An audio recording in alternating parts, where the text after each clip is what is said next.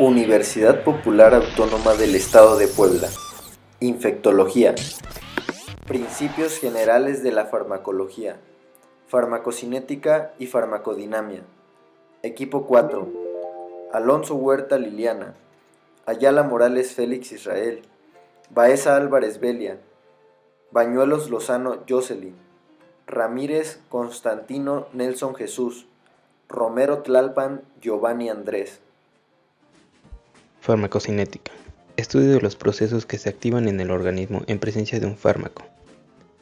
Este va a constar de absorción, distribución, metabolismo y excreción. La absorción, forma en la que el fármaco penetra en el organismo. Distribución, va a ser la localización del fármaco dentro del organismo. Metabolismo, forma en la que el organismo modifica químicamente el fármaco. Y la excreción va a ser la forma en la que el organismo elimina el fármaco. La liberación es el proceso en el que el medicamento entra en el cuerpo y libera el contenido del principio activo administrado. El fármaco debe separarse del vehículo o del excipiente con el que se ha sido fabricado.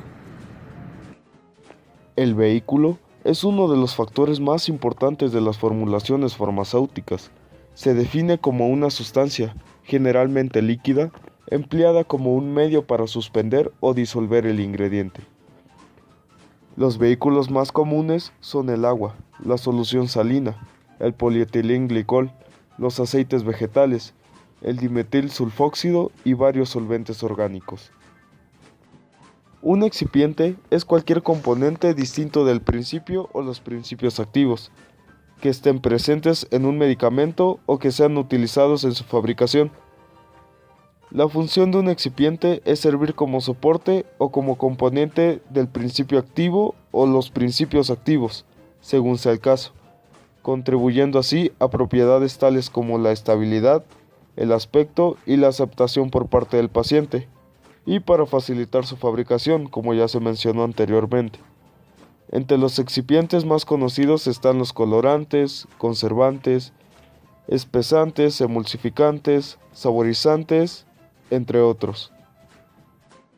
Entenderemos como principio activo a toda sustancia química purificada utilizada en la prevención, diagnóstico, tratamiento, mitigación y cura de una enfermedad, para evitar la aparición de un proceso fisiológico no deseado, o bien para modificar condiciones fisiológicas con fines específicos.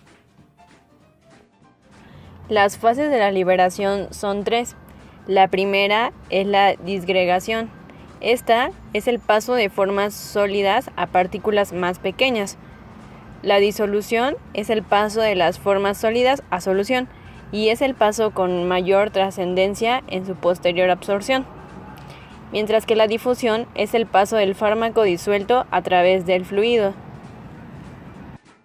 Una vez que se ha liberado el principio activo, este se va a absorber, y la absorción es el paso del fármaco desde su lugar de administración al torrente sanguíneo. La absorción sistémica de un fármaco depende de 3 cosas. La primera es propiedades fisioquímicas del fármaco. La segunda es anatomía y fisiología del lugar de absorción. Y la tercera es la forma farmacéutica. Cuando hablamos de las propiedades fisioquímicas del fármaco, debemos saber que la mayoría de los fármacos son ácidos o bases débiles, y cuando se hallan en disolución se encuentran parcialmente ionizados, existiendo un equilibrio entre la fracción ionizada y no ionizada.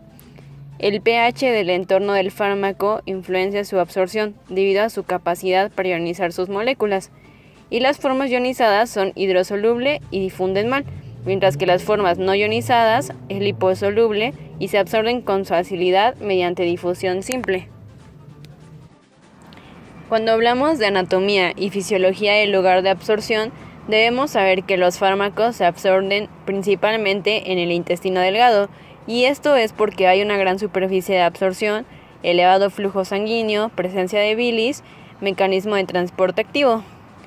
Los medicamentos de carácter ácido van a ir al intestino delgado, estómago y colon, mientras que los medicamentos de carácter básico van a ir al intestino delgado, colon y estómago. La absorción se hace por diferentes vías, como es la vía sublingual. La mucosa sublingual, está muy vascularizada, por lo que hay una rápida velocidad de absorción. En la vía intravascular no hay fase de absorción, 100% de biodisponibilidad y mínima variabilidad interindividual. Es útil en fármacos que se degradan rápidamente, y la vía intravenosa solo permite soluciones acuosas. La vía intramuscular es una absorción rápida con soluciones acuosas, y la vía subcutánea es parecida a la vía intramuscular, solo que la absorción es más lenta y hay un menor volumen inyectable. La vía rectal, la absorción es más lenta que la gastrointestinal, y la vía pulmonar hay una gran superficie, alta permeabilidad de agua, gases y sustancias lipófilas. Las células alveolares poseen actividad metabólica. La biodisponibilidad nos indica la cantidad de fármaco que está disponible para acceder a los tejidos y producir un efecto. Este va a ser el porcentaje de dosis de fármaco que llega inalterada a la circulación general y la velocidad a la que dicho efecto se produce. Vamos a tener dos biodisponibilidades. La primera es una biodisponibilidad en magnitud. Esta va a indicar la cantidad de dosis aprovechada, mientras que la biodisponibilidad en velocidad nos va a indicar la velocidad de absorción de dicha fracción.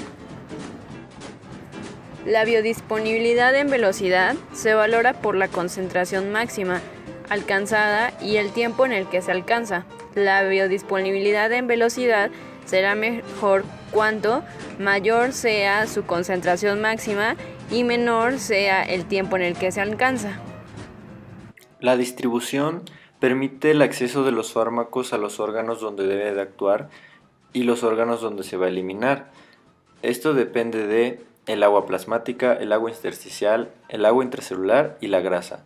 Los principales compartimentos del organismo se dividen de la siguiente forma. Agua plasmática representa el 5% del peso corporal, el agua intersticial representa el 16% del peso corporal y el agua intracelular el 35% del peso corporal y la grasa el 20% del peso corporal. La velocidad de distribución es el grado de distribución de los distintos tejidos y compartimentos del organismo. Depende de la unión a proteínas plasmáticas, eritrocitos o compartimentos intracelulares, propiedades físico-químicas del fármaco, interacciones, flujo sanguíneo del tejido, existencia de barreras especiales como la barrera hematoencefálica y la placentaria, así como la afinidad del fármaco por moléculas transportadoras. La distribución unión a proteínas plasmáticas es una unión irreversible. Los factores que influyen en la unión de proteínas plasmáticas son el tipo de compuesto, ya que se unen en mayor proporción a los lipófilos, el tipo de proteína, que puede ser la albúmina, lipoproteínas, globulinas. La disminución de la concentración de las proteínas plasmáticas provoca un incremento de la fracción libre del fármaco.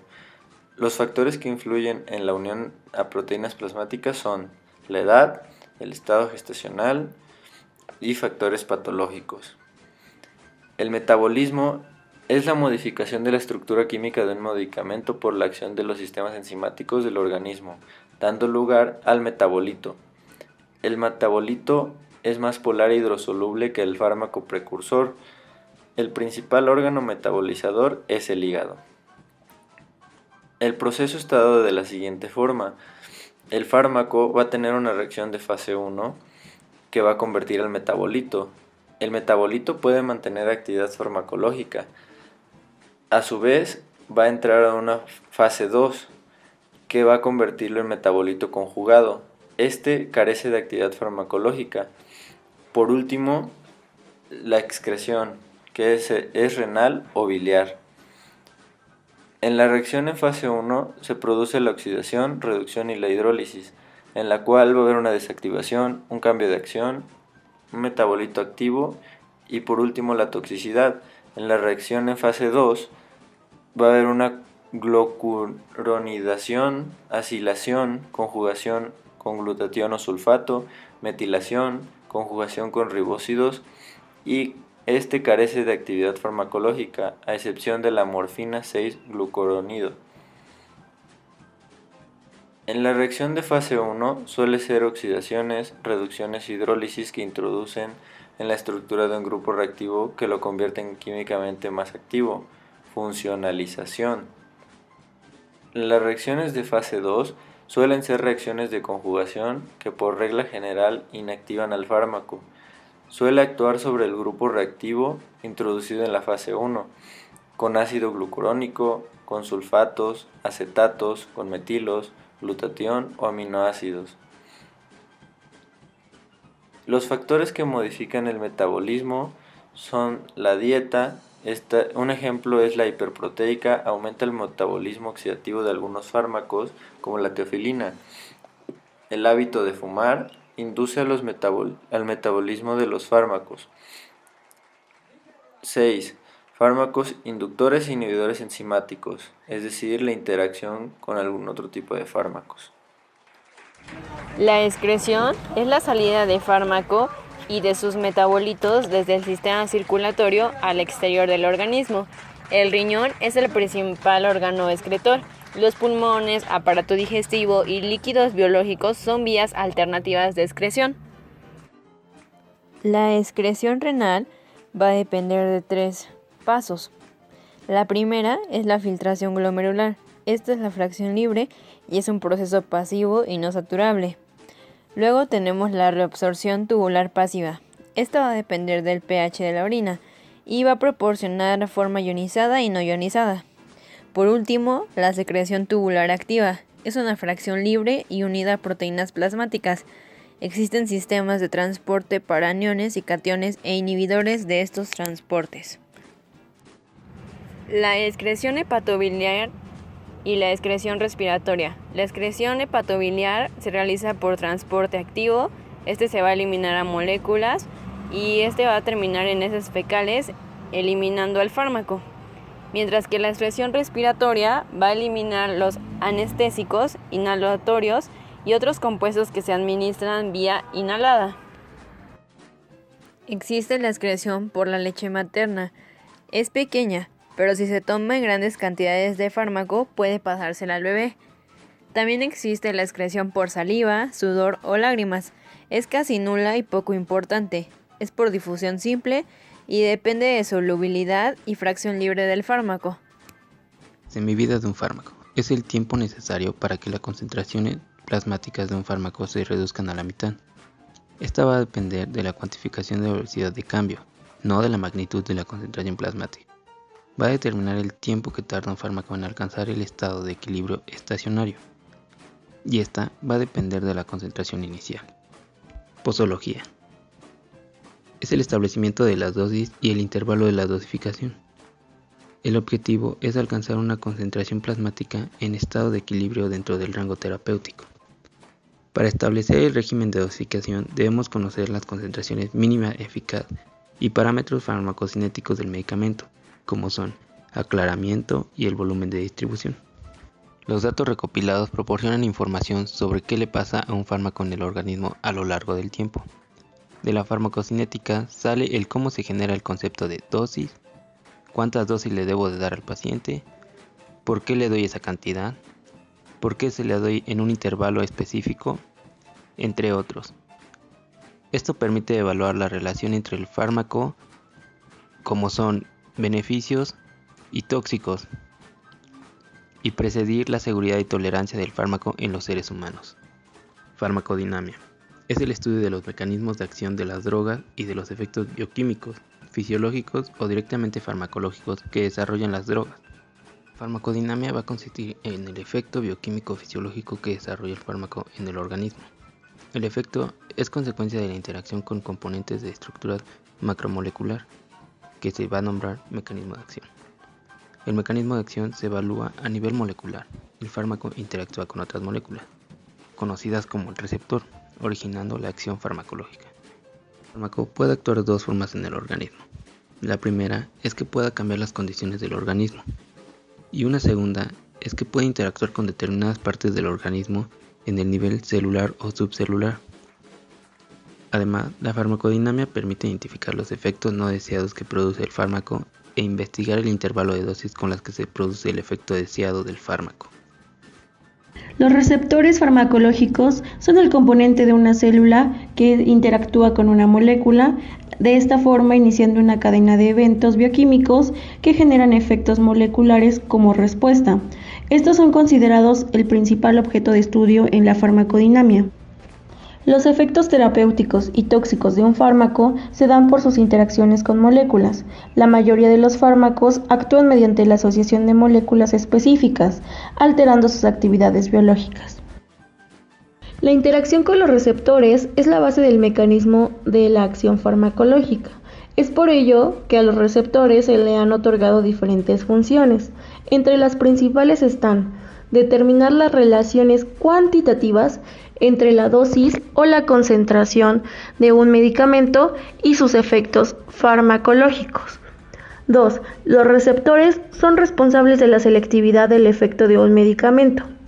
Y 3. Los receptores se van a encargar de mediar las acciones de los fármacos agonistas y antagonistas.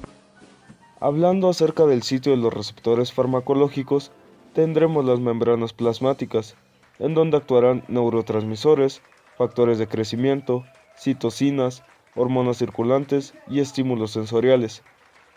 En las membranas de organelos tendremos receptores implicados en la liberación de iones de calcio, por mencionar un ejemplo.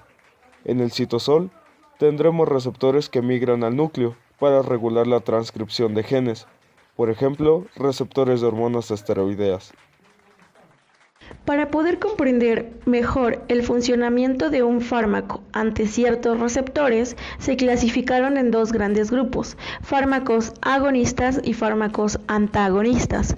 Se dice que un fármaco es agonista cuando se puede unir a un receptor y desencadenar una respuesta. Es decir, que un fármaco es agonista cuando además de afinidad por un receptor, tiene eficacia y produce un efecto. Los fármacos antagonistas. Se dirá que un fármaco es antagonista cuando posee afinidad por un receptor, pero no desencadenará una respuesta. Es decir, que un antagonista posee afinidad, pero carece de eficacia. Existen tres tipos de fármacos agonistas. Los agonistas completos. Son aquellos que se unen a un receptor específico e inducen una respuesta máxima. Los agonistas parciales son aquellos fármacos que actúan sobre un receptor específico, induciendo una respuesta submáxima. Estos actúan como antagonistas de un agonista completo. Y por último, los agonistas inversos, que son los fármacos que desestabilizan el sistema, llevándolo a un nivel de actividad por debajo del basal, es decir, un efecto mínimo. Hay dos tipos de fármacos antagonistas, los antagonistas no competitivos y los antagonistas competitivos o superable. Un antagonista no competitivo va a ser un fármaco que evitará que el agonista, en cualquier concentración, produzca un efecto. Y un antagonista competitivo va a ser un fármaco que evita que el agonista actúe sobre el receptor específico dependiendo de la concentración en el que éste se encuentre. Para poder comprender mejor a la farmacodinamia es necesario que dominemos ciertos términos. Por ejemplo, índice terapéutico es la relación que existe entre una dosis que produce toxicidad y la que genera la respuesta clínica deseada o una respuesta efectiva. Potencia o concentración de dosis efectiva. Es la cantidad del fármaco que se requiere para inducir una reacción determinada. El sinergismo. Es el aumento de la respuesta a un fármaco por el empleo simultáneo de otro. Es decir, que se ocupan dos fármacos al mismo tiempo. La tolerancia es la consecuencia de exposiciones repetidas a una sustancia. Se requieren dosis crecientes para alcanzar el mismo efecto. Taquifilaxia es una tolerancia desarrollada rápidamente tras la exposición a una o a pocas dosis.